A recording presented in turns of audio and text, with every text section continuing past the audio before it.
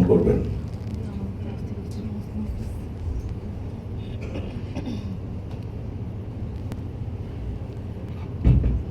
আসসালামু আলাইকুম। আমি শুরু করি। আমার একটা অতি প্রত্যাখ্যান করিল সে এতদিন মরে নাই। আমার এখানে এসেছিলাম অনেক আসি নাই। অনেক খানিকটা সহ্য চিত্তে শিকার আমি না। তো অনেক আগে আপনাদের মন যোগাযোগ আমার যাদের সাথে এখানে মঞ্চ উপবিষ্ট সভাপতি আপনার চেয়ারম্যান অধ্যাপক মিয়া লুৎফর রহমান, এতে কারোর সাথে আমার আগে দেখা হয়নি। এবং সামনে যারা আপনারা বসে আছেন শিক্ষক ছাত্রছাত্রী, তারাও আশা করি আমার কাছে নতুন বেশি কিছু আজকে শুনবেন না। তো সম্মান করে আমাকে বলার সুযোগ দিয়েছেন, সেই জন্য আগেই কৃতজ্ঞতা, ধন্যবাদ, শুকরিয়া প্রকাশ করছি। এখন স্বাধীনতা দিবস এবং মহান জাতীয় দিবস সম্পর্কে সবাই যা বলে সেগুলো তো আপনারা জানেন, এবং আমরা এখানে কেউই আর শিশু নই।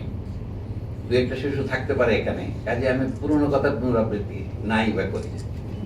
যে আমাদের দেশের স্বাধীনতা নিয়ে এই যে বয়ান আছে, এগুলোর মধ্যে কিছু সত্য আছে, কিছু অসত্য আছে। আমাদের এই অন্তরের মধ্যে সেই উদারতা থাকা দরকার, সত্য থেকে অসত্যকে আলাদা করা। ইংরেজিতে এটাকে বলে অ্যানালিসিস। অ্যানালিসিস একটা গ্রিক কথা, যেটার ইংরেজি অনুবাদ হচ্ছে ডিভিশন। বাংলায় আমরা আরো কঠিন কথা দিয়ে অনুবাদ করেছি, বিশ্লেষণ। বিশ্লেষণের ভিতরে একটা শব্দ আছে স্ল্যাশ। স্ল্যাশ মানে ইংরেজিতে যেটা আমরা স্ল্যাশ বলি, ফরওয়ার্ড স্ল্যাশ, ব্যাকওয়ার্ড স্ল্যাশ, ওই একই জিনিসই। এটা কিন্তু এই সংস্কৃত শব্দ ইংরেজিতে গিয়েছে, মানে হচ্ছে কোনো জিনিসকে ভাগ করা। যেমন পানিকে বিশ্লেষণ করলে অক্সিজেন, হাইড্রোজেন বের হয় আলাদা আলাদা টিউবে, অন্যান্য গ্যাস আলাদা করা যায়। পানিকে যে হাইড্রোজেন বলা হয়, হাইড্রোজেন মানে হচ্ছে যা পানি তৈরি করে, হাইড্রো মানে পানি। তা আমিও কথার মধ্যে কিছুটা বিশ্লেষণ করবো, তাতে আপনারা কেউ কেউ মনে আমার সাথে আঘাতও পেতে পারেন আমার কথায়, কিন্তু আমি বলছি যে আমরা আলোচনা করব, আমার সাথে আপনারা একমত হবেন সেই আশায় নয়, বরঞ্চ আমাদের লক্ষ্য হওয়া উচিত দ্বিমত করা। উদাহরণ যেমন বাংলাদেশকে বলা হয় প্রজাতন্ত্র, সংবিধানের নাম রাখা হয়েছে গণপ্রজাতন্ত্রী। অনেকে জিজ্ঞাসা করেন গণ এবং প্রজাতন্ত্র দুটো কথাকে একসাথে মিলিয়ে বাংলা একটা শব্দ তৈরি করেছে গণপ্রজাতন্ত্রী। ইংরেজিতে অনুবাদ আপনি সরাসরি করেন, এটা হবে পিপলস রিপাবলিকান, কিন্তু ইংরেজি নামে আছে পিপলস রিপাবলিক অফ বাংলাদেশ। লক্ষ্য করেন, ইংরেজি আপনারা তো ইংরেজিতেই পড়ান, Bangladesh University of Business and Technology. দু একটা ইংরেজি কথা বললে আশা করি আপত্তি করবেন। স্বাধীনতা দিবস ইংরেজি বলা যায় কিনা সেটাও একটা প্রশ্ন। আপনাদের ইউজিসি যদি না বলতেও কি আপনারা আলোচনা করতেন না? অবশ্যই করতেন। তো সেই সুযোগেই আমি বলছি যে University of Business and Technology, এখানে এর বাইরেও আরো কিছু পড়ার বিষয় থাকতে পারে, আমি সেই দিক থেকে বলছি। গণপ্রজাতন্ত্রী কথাটার মধ্যে দেখা যায় অনেকে বলে একবার গণ আবার প্রজাতন্ত্র কেন? প্রজা কি? এখন যে সংবিধান সংস্কার কমিশন রিপোর্ট প্রকাশ করেছে, সেটা আপনারা কেউ কেউ দেখেছেন, সংক্ষিপ্ত সারটা প্রকাশিত হয়েছে, মূলটা এখনো হয়নি। তাদের একটা প্রস্তাব হচ্ছে বাংলাদেশকে আর প্রজাতন্ত্র বলা যাবে না। ওনারা হয়তো এখন রেকর্ড করছেন, কি বলতে হবে? নাগরিকতন্ত্র বলতে হবে। এইটাই তারা প্রমাণ করছেন যে তারা প্রজাতন্ত্র শব্দটার অর্থ ঠিক বোঝেননি।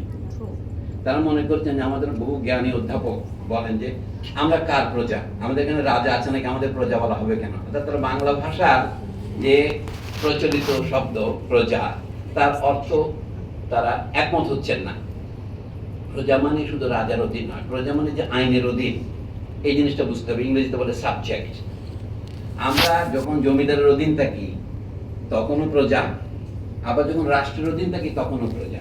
সেই রাষ্ট্রের মালিক যদি আমি হই, আমি একদিকে যেমন আমি ট্রাস্টি বোর্ডের চেয়ারম্যান, প্রত্যেক নাগরিকের রাষ্ট্রের ট্রাস্টি, সেদিক থেকে আমি এর সার্বভৌমত্ব বা মালিকানার অংশীদার। কিন্তু যখন আমি ব্যক্তি হিসেবে রাষ্ট্রের মধ্যে বাস করব, আমাকে ট্যাক্স দিতে হবে, অন্যের বাড়ির উপরে আমি ময়লা আবর্জনা ফেলতে পারবো না, রাস্তায় আমাকে বাম দিকে চলতে হবে। সেরকম কিছু কিছু আইন আছে, আমরা খেলার নিয়ম বলতে পারি, সেটা মেনে না চললে আমি কিন্তু খেলোয়াড় হতে পারবো না। তাহলে একদিকে আমি রাষ্ট্রের মালিক, অন্যদিকে আবার রাষ্ট্রে আমি অধীনস্থ চলি, আইন মেনে চলবো বলে আমি অঙ্গীকার করেছি, সেই অর্থে আমি প্রজা। তো বাংলাদেশ যে প্রজাতন্ত্র হিসেবে প্রতিষ্ঠিত হলো, তার আগে আমরা একটা বিশেষণ দিয়েছি গণপ্রজাতন্ত্র।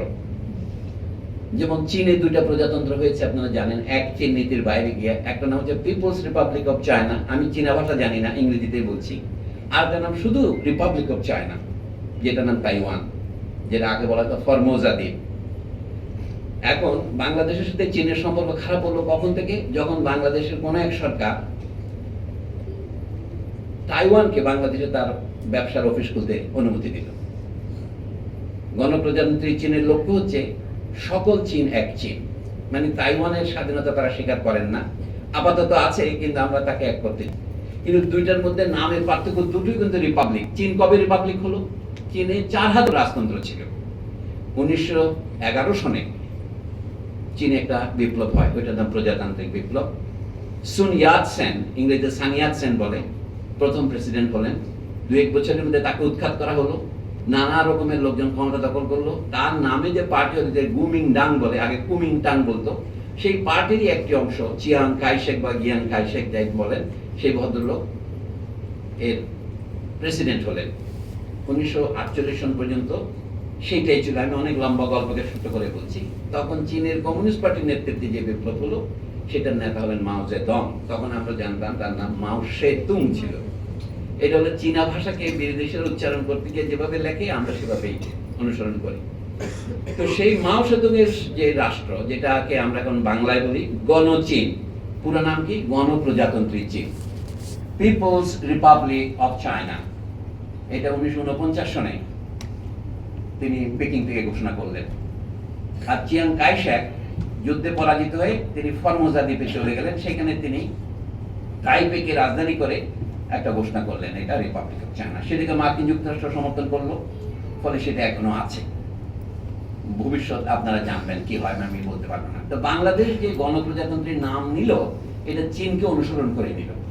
কিন্তু চীনে যে সমাজ ব্যবস্থা গড়ে উঠেছে, ভালো মন্দের বিচার আমি করছি না, বাংলাদেশ সেটা নিল না।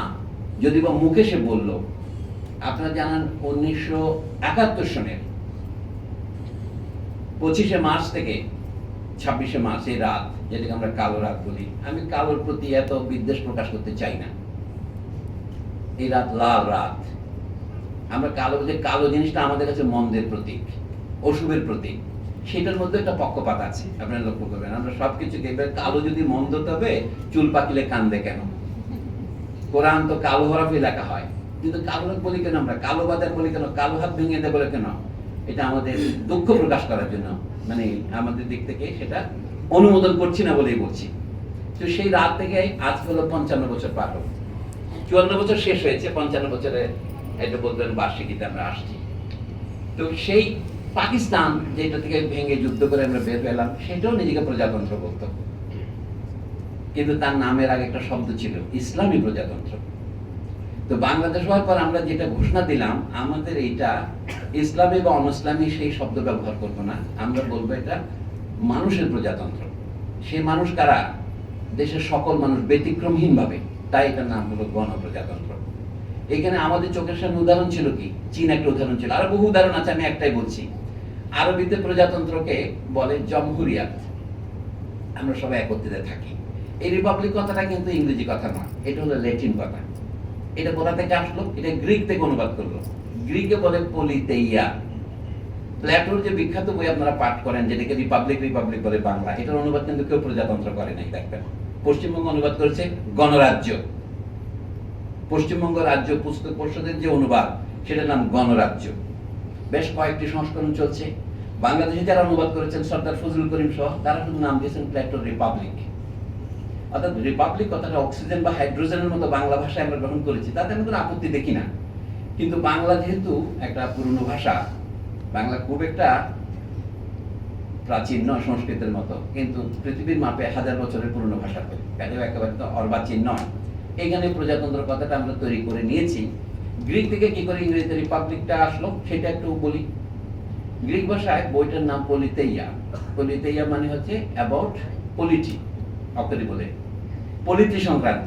পলিটি মানে হচ্ছে রাষ্ট্র, কিন্তু গ্রিসে পলিটি মানে শুধু রাষ্ট্র